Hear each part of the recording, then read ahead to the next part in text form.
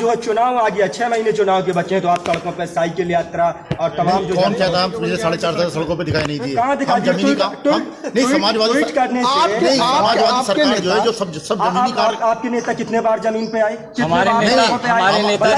हमारे नेता जब वाराणसी जा रहे थे, माननीय योगी आदित्यनाथ जी ने, बाबा जी ने डर से एडीएम लखनऊ को एयरपोर्ट पे भेजा और उन्हें एयरपोर्ट से फ्लाइट प्राइवेट जेट से वाराणसी जाना था, उन्हें रुकवाया। वो तो हमारे राष्ट्रीय अध्यक्ष श्री अखिलेश यादव जी ने संविधान और कानून को मानते हुए वहां जाना उचित नहीं समझा नहीं तो क्या वो भारतीय जनता पार्टी की क्या हैसियत जो हमारे राष्ट्रीय भारतीय जनता पार्टी कहती है कि आपके नेता ट्विटर के नेता है, जमीन हमारे नेता ट्विटर के नेता।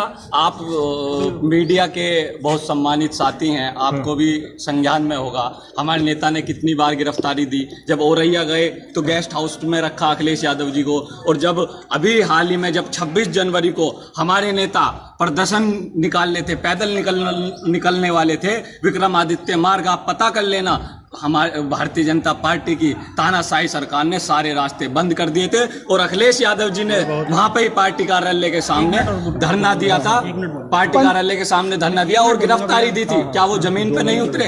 और साइकिल रामपुर में पूरी 50 किलोमीटर पूरे रामपुर में साइकिल चलाई। ये बात आपने बहुत अच्छी कही। आप पे एक आरोप लगाया जाता है कि आजम खां की गिरफ्तारी हुई, आजम खां जेल में रहे, लेकिन समाजवादी पार्टी ने जो है उनसे कहीं ना कहीं मुंह मोड़ लिया था।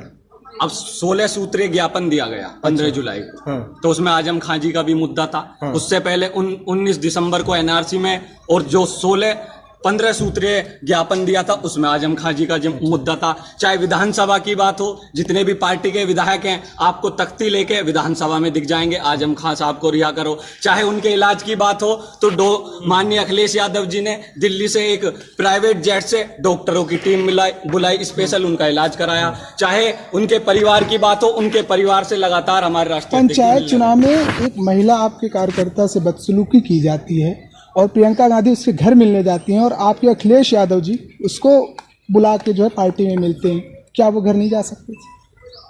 मैं आपके माध्यम से जो आपने मुझे बताया है, ये जो बात प्रियंका जी की और अखिलेश जी की है, आप ये उनसे बातें करें। मेरा जो क्षेत्रीय मुद्दा है मैं मान अच्छा मतलब आप टाल देंगे? नहीं, मैं टाल नहीं रहा। नहीं, आप पार्टी के कार्यकर्ता होने के नाते जवाब दीजिए ना। मेरा जो नहीं, आप क्यों नहीं गए मिलने? आपकी पार्टी की मेंबर थी वो। आपका नेता मिलने नहीं गया, इसका मतलब क्या निकाला गया? ऐसा नहीं है कि मेरा नेता मिलने नहीं गया तो हम उनके साथ नहीं है। यहाँ पे उत्तर प्रदेश के अंदर देखी जाए तो 35 करोड़ से ज्यादा आबादी है, ठीक?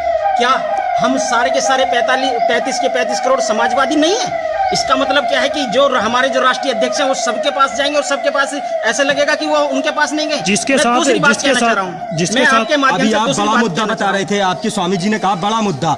अगर आपके लिए बड़ा मुद्दा वहां हो सकता है विकास दुबे, तो ये बड़ा मुद्दा नहीं था आपके लिए। जिस महिला का चीरहरण किया गया, सुर्खियों में मतलब सुर्खियां बनी और पूरे मतलब देश ने देखा, दुनिया ने देखा ये तमाशा होते, और आप कह रहे हैं कि सबके यहाँ नहीं जा सकते। अरे बड़ा मुद्दा तो था ये। बड़ा नहीं, बहुत बड़ा मुद्दा है। हाँ, फिर क्यों नहीं? देखिए, भारतीय संविधान महिला की रक्षा सुरक्षा करने की आजादी और करने का जो नेतृत्व है न्यायपालिका को दिया हुआ है। अगर सरकार को यह लग रहा है कि राष्ट्रीय अध्यक्ष या कोई नेता ऐसी पीड़ित महिला से नहीं मिला है तो ये न्यायपालिका अपने कार्यों पर पर्दा डालने का काम। न्यायपालिका की बात में आपको जाना चाहिए। न्यायपालिका की बात में इस वजह से कर रहा हूँ क्योंकि वर्तमान मुद्दे तो आप उठाएंगे। विपक्ष की भूमिका कैसे तय करेंगे? विपक्ष क्या होता है? जो विपक्ष होता है, जब आप उसके मुद्दे नहीं उठाएंगे, जब विपक्ष की जो बात है वही मैं आपसे अभी 1 मिनट का जो मैंने कहा बात करने के लिए, मैं 1 मिनट की मैं आपसे बातें कर रहा हूँ। देखिए क्या है, अभी आप बातें कर रहे हैं कि सरकार ने ऐसे कर दिया, सरकार ने ऐसे कर दिया।